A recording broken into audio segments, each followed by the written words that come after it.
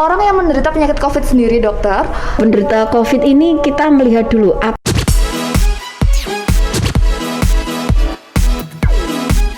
Assalamualaikum warahmatullahi wabarakatuh. Halo, apa kabar anak-anak soli dan soleha serta ayah bunda yang ada di rumah? Di puasa hari ketiga ini kita kembali lagi dalam acara casting Podcast for Inspiring. Nah, semangat sekali ya Bu ya. Alhamdulillah. Nah, sekarang saya tidak sendiri di sini karena saya sudah ditemani dengan ibu yang cantik ini ya. Ini adalah Dr. Penny Erlinawati, spesialis penyakit dalam ya Bu ya. Betul ya Bu? Halo. Terima kasih. Bagaimana kabarnya Bu Dokter? Alhamdulillah. Hari ini cuacanya cerah. Alhamdulillah, iya. Semoga kita bisa mengikuti puasa sampai selesai, tetap dalam keadaan sehat dan penuh amanah ya. Amin, Allahumma amin. Nah, Bu Dokter Penny, saya panggilnya dokter aja nggih. Dokter Penny, ini cerita sedikit ya sebelumnya bahwa di tahun 2016 nih dokter, saya pernah menjadi pasien Dokter Penny waktu itu. saya pernah menjadi pasien Dokter Penny di Rumah Sakit Aryo Wirawan di Ngawen karena saya waktu itu keadaannya drop dan saya lupa tapi sakit apa waktu itu dokter. Tapi kenapa dokter ya? Pasti sudah lupa karena pasiennya terlalu banyak ya dokter ya. Iya. Baik, nah di podcast kali ini kita akan membahas tentang asupan gizi yang baik selama berpuasa nih dok.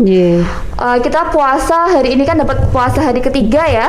Jadi kita masih awal puasa, kita masih perlu informasi kira-kira apa saja asupan makanan atau gizi yang baik, yang seimbang yang kita butuhkan ketika kita berpuasa. Tapi sebelum membahas tentang itu dokter, saya ingin bertanya dulu, mungkin anak-anak juga belum tahu nih dok, kira-kira ketika kita berpuasa menahan lapar kurang lebih 12-14 jam ya, itu manfaat apa yang kita dapat ketika kita berpuasa untuk tubuh kita gitu dok? Jadi berpuasa itu adalah kewajiban kita sebagai muslim. Satu, puasa itu sangat bermanfaat. Yang satu mendapat ini dari amanah dari Allah. Kita dapat rezeki dari Allah nantinya. Yang kedua, kita juga bisa mengistirahatkan tubuh kita untuk jangka waktu sementara, supaya tubuh kita bisa meremodeling lagi. Jadi ketika berpuasa itu tubuh kita akan istirahat sementara, tidak bekerja terus terlalu keras. Nah, sehingga kita akan tubuh kita akan menjadi lebih segar lagi dan kembali remodeling. Jadi tidak terlalu bekerja keras untuk asupan makanan yang terlalu berat untuk tubuh kita. Sementara bisa cukup istirahatnya dan kemudian kita bisa beraktivitas kembali ketika kembali aktivitas makan seperti sedia kala nantinya setelah kita selesai berpuasa. Karena sudah 11 bulan tubuh kita selalu menggiling makanan ya dok ya, memproduksi dan lain sebagainya. Jadi selama 1 bulan berpuasa itu ternyata sangat bermanfaat ya dok ya, berarti untuk tubuh kita ya dok, agar istirahat tadi. Untuk sementara harus ada istirahatnya karena memang kan memang kita harus diwajibkan untuk makan, tetapi kita harus mengatur pola makan kita, pola tubuh kita supaya kita itu tidak terlalu berlebihan, karena yang namanya semua berlebihan itu pasti hasilnya tidak baik. Dokter, kalau misalnya ada nggak sih dok perbedaan tubuh orang yang melakukan puasa, yang 1 bulan berpuasa, dengan tubuh orang yang tidak pernah berpuasa sama sekali nih dok? Kira-kira ada penyakit atau bagaimana reaksi tubuh gitu? Bisa dijelaskan mungkin dokter? Salah satunya yang kita sering lihat adalah orang yang misalnya sakit. Kita biasanya ketemu orang yang sakit. Orang yang sakit itu biasanya dia makan yang tidak hanya makanan, tapi mungkin karena genetiknya atau kerja keras yang terlalu berlebihan, pasti tubuh kita sudah tidak mampu mengkompensasi. Makanya dia akan memberikan, sudah tidak mampu, akhirnya dia jatuhlah ke titik sakit itu tadi. Tetapi kalau kita bisa menjaga pola makan kita, juga cukup istirahatnya, termasuk untuk sel-sel tubuh kita untuk istirahat untuk puasa itu tersebut. Jadi kita memang harus mengatur dengan sedemikian baik sehingga kita bisa kembali tubuh kita itu aktif, segar kembali. Tetapi puasa ini kan tidak full berpuluh-puluh hari dan ini ada aturannya. Kapan mulai puasa, kapan kita makan lagi, terus makanan apa aja yang sebaiknya kita konsumsi. Nah, ini yang perlu nanti kita kenali kembali, untuk mereview kembali untuk supaya tubuh kita menjadi lebih sehat lagi. Iya, betul sekali. Nah, ngomong-ngomong soal makanan apa yang perlu kita konsumsi nih, Dok. Jadi kira-kira untuk memenuhi kebutuhan selama kita berpuasa, kira-kira komposisi makanan dengan gizi yang baik dan seimbang selama kita berpuasa itu apa saja, Dok? Ya. Jadi begini, setiap manusia terutama yang dewasa, kita itu kurang lebih membutuhkan 2100 kalori. Kurang lebihnya, ada yang 2000, ada yang tergantung berat badannya. Nah, kebutuhan kalori itu seyogyanya kita penuhi, tetapi kalau kadang kita berlebihan, kalorinya berlebihan, nanti efeknya juga bisa jadi obesitas dan sebagainya, bisa ke arah diabetes dan sebagainya. Nah, ketika kita melaksanakan puasa, nah kita harus mengatur bagaimana pemenuhan kebutuhan untuk kalorinya, bagaimana pengaturannya. Kira-kira kapan, misalnya untuk sahurnya bagaimana, bukanya bagaimana, setelah tarawihnya bagaimana. Rata-rata yang kita butuhkan itu kan ada protein, karbohidrat, ada mineral, lemak dan sebagainya. Nah, yang kita atur di sini adalah pertama kali kita buka itu adalah 10% dari jumlah total kalorinya yang dibutuhkan ya. Pak, ketika kita berbuka awal itu. Kemudian setelah itu kita sholat maghrib, kemudian lanjut sholat tarawih. Biasanya sebelum sholat tarawih kita makan besar dulu.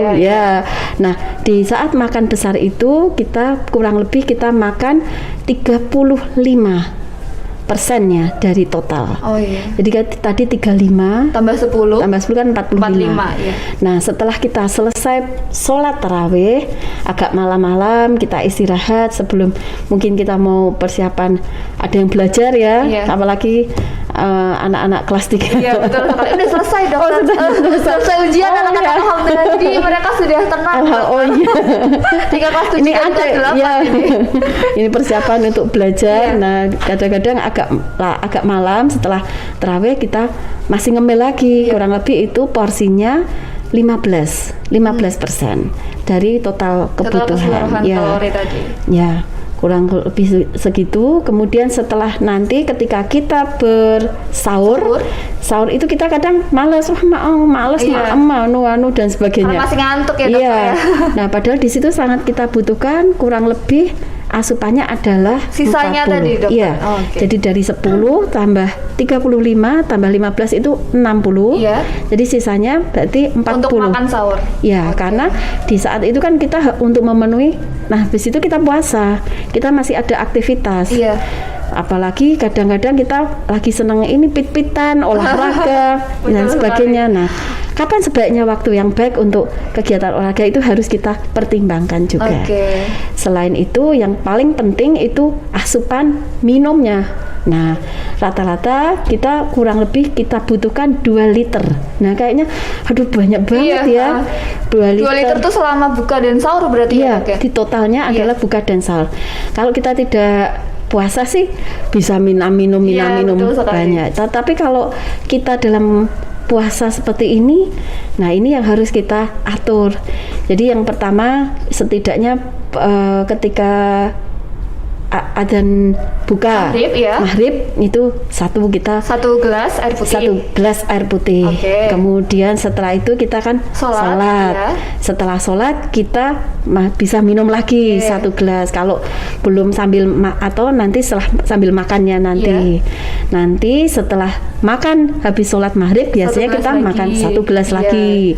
3. Terus kemudian sebelum kita berangkat sholat tarawih nanti ini kita usahakan untuk minum lagi ya semampunya, karena kan tadi mungkin habis kenyang, habis minum ini kita diusahakan untuk minum lagi.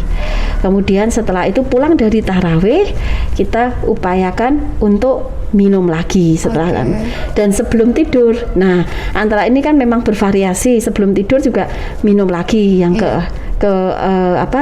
pulang tarawih dan setelah ini. Kadang yang kita banyak itu setelah bukanya itu karena kita haus. Karena nggak cukup satu gelas kayaknya dokter. Nah itu monggo divariasi dan setidaknya ketika sahur, di saat sahur itu kita dua gelas maksudnya minimalnya 2 gelas. Nah di situ yang harus kita atur. Minimal adalah 2 gelas, tapi kadang karena malas dan akhirnya takut ini juga dokter, ketika tidur kebangun karena kebelet pipis. Nah, jadi malas minumnya di situ. Saya juga seperti itu dokter. Padahal nanti habis ini kita beraktivitas, nanti sampai sore. Yang kita takutkan ketika sorenya kadang kita saking sudah senang, nanti kita olahraga, ada yang main pit-pitan, sing main senam dan sebagainya, olahraga yang lain, kita udah lemes, sudah bisa beraktivitas. Dehidrasi, efeknya kemana-mana, pusing, mual dan muntah. Nah itu sebenarnya masalah cairan aja, kurang cairan tubuh tadi jadi sangat penting sekali untuk pemberian cairan. Memang karena di awal puasa ini kita tidak bisa sesuai itu tadi minum. Nah mungkin ini sebab itu bertahap, pelan-pelan. Yang penting jangan lupa minum. Dokter, kalau tadi masalah minum, untuk 2 liter minum setiap hari ketika berpuasa itu apakah harus air putih atau misal kita mau minum teh nih dok, itu sudah termasuk bagian dari 2 liter tadi atau belum?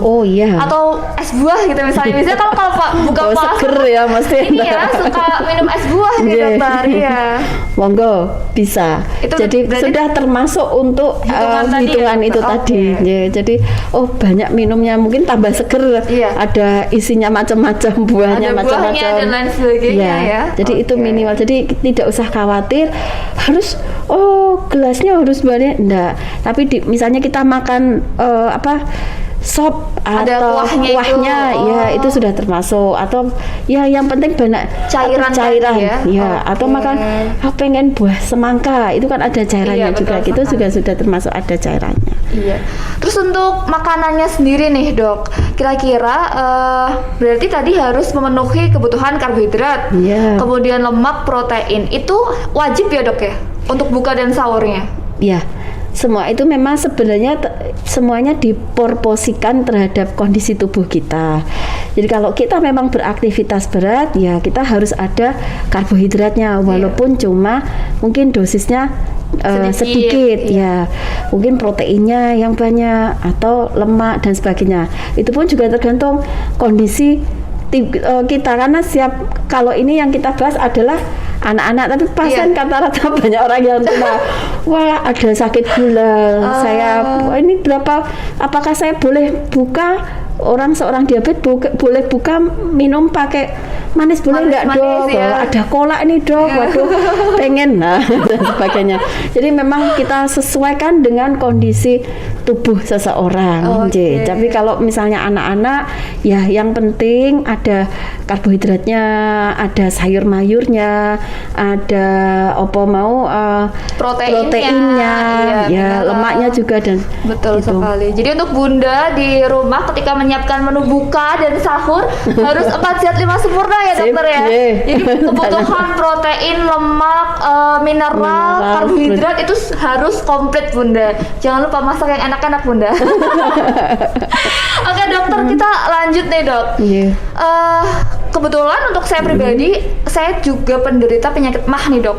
Dan saya yakin mungkin bunda ayah di rumah, bahkan siswa-siswi kita itu juga ada yang punya penyakit MAH dok. Nah, kira-kira selama berpuasa itu bagaimana komposisi makanan atau pola makan, atau mungkin ada tips triknya agar penyakit MAH-nya itu tidak kumat seperti itu dok? Karena kadang kalau misalkan normal nih dok, saya itu sedikit-sedikit harus makan. Jadi kalau kayak gitu ya pokoknya harus keisi. Karena kalau tidak pasti MAH-nya kumat. Nah, tapi alhamdulillah ini di puasa hari ketiga ini masih aman. Semoga masih aman sampai selamanya ya. Bagaimana dok? Iya. Jadi sakit MAH itu karena asam lambungnya.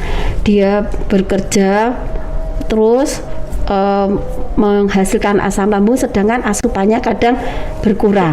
Nah, untuk itu kita harus mengantisipasi. Misalnya satu, kita harus makan yang cukup. Ketika sahur ya kita ada karbohidratnya, makanan yang aman untuk lambung harus tetap terpenuhi. Cairan juga cukup. Kemudian nanti setelah aktivitas bekerja, kita berpuasa, nanti sorenya ketika ketika berbuka, kita sudah akan berbuka dengan makanan-makanan yang aman juga untuk lambungnya. Kita menghindari satu, pedes ya mbak ya. Pedes, kecut. Saya udah pedes nih dok. Gimana dok? nanti pedes, kecut, santan, ketan, tape, kopi. Nah, itu yang harus kita hindari. Dan kenapa kok dok rata-rata saya kalau puasa tuh malah kuat dok? Karena hatinya senang. Hatinya kita beribadah, kita bersyukur, kita bisa masih, makanya dia asam lambungnya tidak terlalu tinggi. Tetapi kalau dia berpikir berat, waduh anak saya nggak pulang ini lebaran, aku DWN, nah kumat ini nanti. Dan nanti kalau sudah saya sudah menghindari menghindari makanan-makanan seperti tadi, tetapi kok saya masih tetap kumat ya dok, masih sakit padahal saya sudah makan. Nah itu memang harus datang untuk berobat. Ada penanganan khusus ya dokter ya? Ya, untuk minum obat rutin dan sebagainya. Begitu. Jadi tidak ada alasan sebenarnya untuk penderita penyakit MAH itu untuk tidak berpuasa ya, asal tadi bisa memenuhi kebutuhan gizi dan asupan makanan yang baik. Betul. Gitu. Selanjutnya nih dokter. Kita kan karena kita sudah 1 tahun lebih ya dokter, ini pandemi COVID dan qadarullah belum berlalu dokter, dan mungkin sampai saat ini juga masih ada keluarga kita atau kerabat kita yang menderita sakit COVID nih dok. Nah, untuk orang yang menderita penyakit COVID sendiri dokter, kira-kira ketika dia ingin berpuasa nih dok, kira-kira ada tipsnya tidak dok? Karena saya dulu juga pernah, tahun lalu juga pernah COVID dok, dan setiap hari itu kan harus mengkonsumsi vitamin, obat-obatan dan lain sebagainya. Nah, kira-kira bagaimana dok untuk penderita COVID?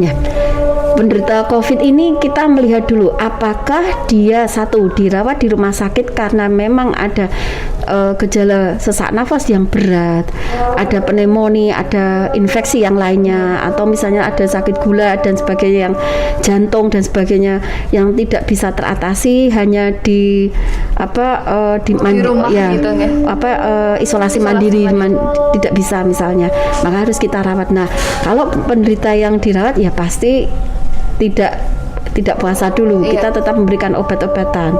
Tetapi jika dia pasien COVID dengan isolasi mandiri dengan kondisi tubuh yang baik, monggo, tidak ada saya COVID saya tidak boleh puasa, tidak, malah tetap boleh dianjurkan tetap puasa, tetapi harus itu tadi menjaga makanannya, vitaminnya ya, karena kan minum vitamin kan tidak setiap jam. Minum vitaminnya hanya mungkin dalam sehari 2 kali. Nah, itu pun bisa sahur dan buka, asal tidak ada keluhan yang di lambung tadi, tidak ada demam, tidak ada sakit yang memperberat yang lainnya. Jadi saya rasa aman untuk tetap puasa. Yang penting tetap semangat, senang, terus harus makan yang banyak, makan enak. Karena kuncinya ternyata di bahagia ya dok, harus bahagia. Ketika bahagia, imunnya naik, otomatis insya Allah COVID-nya selesai gitu. Maksudnya pergi dari tubuh kita gitu ya dok ya. Baik. Nah dokter, ada satu pertanyaan titipan juga nih dok. Untuk penderita autoimun nih dok, apakah puasa dapat mempengaruhi sistem pencernaan atau kekebalan tubuhnya? Karena kan setahu saya penderita autoimun itu kan setiap harinya imunnya berubah-ubah ya dok ya? Iya. Nah itu bagaimana untuk penderita autoimun ketika berpuasa? Nah, penderita autoimun ini dia seseorang dengan tubuh yang spesifik khas, sangat tidak berbeda dengan yang lainnya. Jadi untuk kondisi yang seperti ini, seperti misalnya penderita lupus. Iya. Nah, bagaimana dia lupus? Apakah dia ada sakit yang lainnya? Misalnya dia harus minum obat-obatan seperti obat-obat yang harus seperti obat TB, obat-obat untuk nyeri tulang dan sebagainya, bahwa dia harus makan lebih banyak. Nah, karena dia mungkin kurang gizi. Nah, kalau kondisi-kondisi seperti itu, ya kemungkinan memang saya tidak menyarankan untuk puasa. Ya, tetapi kalau ada pasien dengan autoimun tapi dia menjaga tubuhnya cukup bagus, dia tidak tergantung dengan obat-obatan, hanya kalau ada keluhan saja. Nah, saat ini sangat bagus karena tubuh pun perlu istirahat juga, tidak terlalu mengkonsumsi banyak obat, mengkonsumsi makanan-makanan yang berat untuk tubuhnya. Jadi tubuhnya biar istirahat seperti dengan terdetoks dengan kita berpuasa itu. Oke, jadi tadi sebenarnya untuk penyakit apapun yang diderita oleh pasien atau penderita itu, asal tubuhnya mampu dan dia merasa siap untuk berpuasa, silakan saja ya dok ya. Bisa berpuasa. Tidak ada masalah untuk berpuasa berarti ya. Kecuali memang dia sangat infeksi yang berat, kemudian dia dalam pengawasan ya di rumah sakit. Nah, itu memang kita tidak sarankan untuk berpuasa. Ya. Tadi kan ada penderita yang sakit mah, kemudian ada yang COVID tadi, kemudian autoimun juga. Ketika 3 penyakit ini atau mungkin ada penyakit yang lain, tapi tubuhnya kuat untuk menjalankan ibadah puasa, Insya Allah aman ya dokter ya. Oke. Aman, sudah dijamin dengan dokter deh di sini. Baik dokter, pertanyaan terakhir nih dokter sebelum kita menutup casting podcast for inspiring kali ini.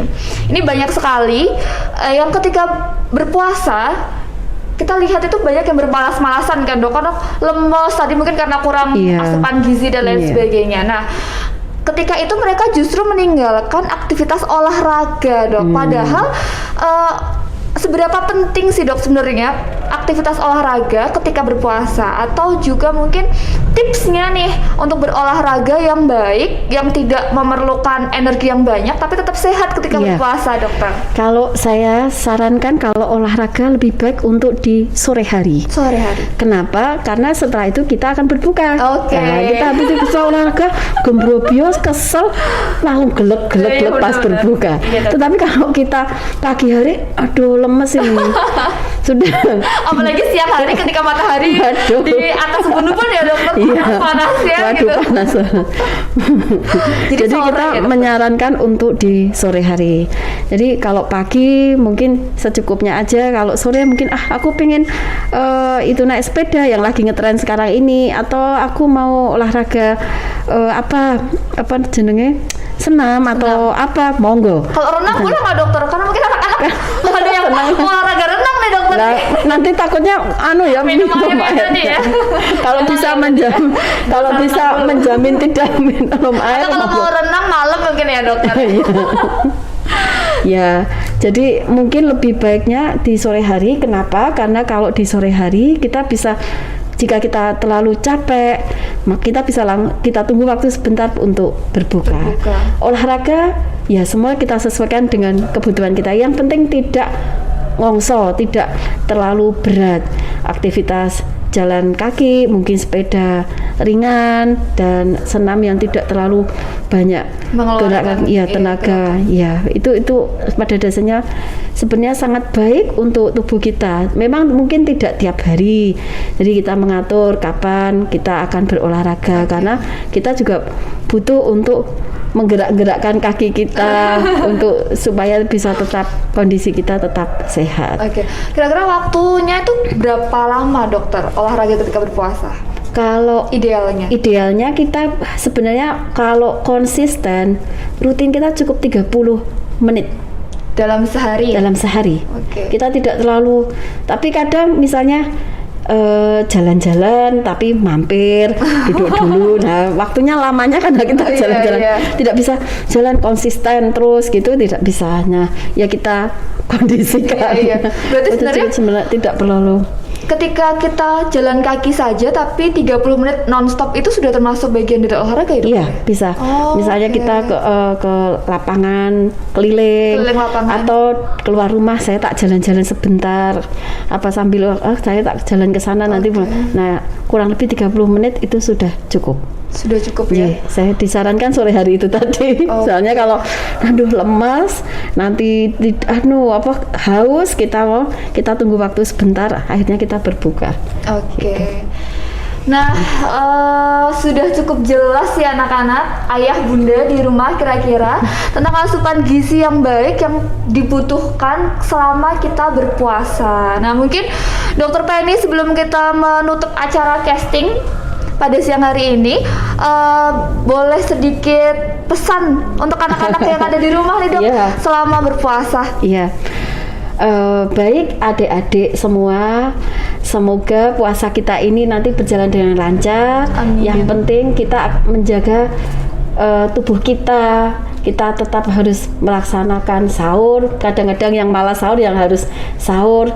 Jangan lupa asupan 4 sehat 5 sempurnanya, kemudian berbuka, kemudian jangan lupa terawihnya. Iya, Mungkin betul. kalau terawih dan ini apakah sudah boleh ke Sepertinya sudah ada beberapa musola yang boleh, ya, Dokter. Iya. setidaknya kalau tidak memungkinkan ya kita bisa dilakukan di rumah bersama orang bersama tua ya. keluarga. Betul. Ya, semoga nanti puasa kita lancar, Amin, amin, amin. tetap sehat, Amin. dan bisa sekolah kembali ya. Amin, Ini yang iya. kita rindukan Sudah ini. rindu sekali, Iya, Dokter. kita Ini sudah 1 rindu tahun sekali. tidak bertemu anak-anak, Dokter. Iya.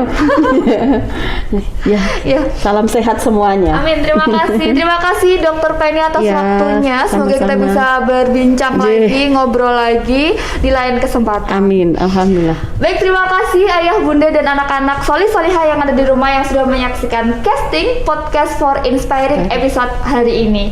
Nah, kita berjumpa lagi di casting minggu depan. Sampai jumpa. Wassalamualaikum warahmatullahi wabarakatuh. Waalaikumsalam warahmatullahi wabarakatuh.